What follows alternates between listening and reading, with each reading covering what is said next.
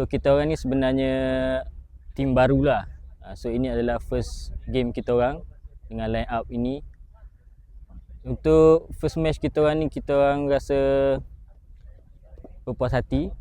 Dan kita orang untuk next match kita orang akan cuba yang lebih baik untuk bertemu dengan tim-tim lain. Dan Antara FC ni pemain dari banyak tempat lah. So kita orang semua student college.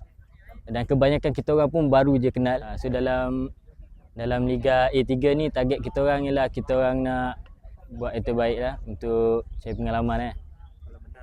Dan kalau menang tu rezeki lah. Sebab kita orang pun tim baru . Kita akan cuba yang lebih baik lah. Dan kita akan improve dari semasa ke semasa. Saya berpuas hatilah dengan permainan hari ni, walaupun banyak budak-budak baru kan. Jadi game tu nampaklah ini hari, walaupun ada kekurangan, tapi alhamdulillah menang ini hari untuk dapat 3 mata. Apa beza dia membawa FC1 dengan 2? FC1 itu yang senior lah. Yang ni yang baru. Kita naikkan budak-budak yang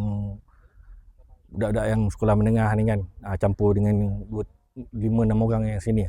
Kalau target nak juara kan, tapi tak tahulah, insyaAllah tengok macam mana. Alhamdulillah kita main okey sebagai satu pasukan. So hari ni dapat kemenangan, dapat 3 poin untuk hari ni. Alhamdulillah ini dapat 2 assist 1 gol.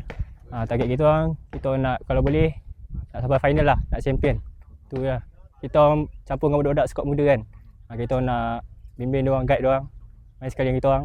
Kita pun nak improve untuk diri sendiri juga.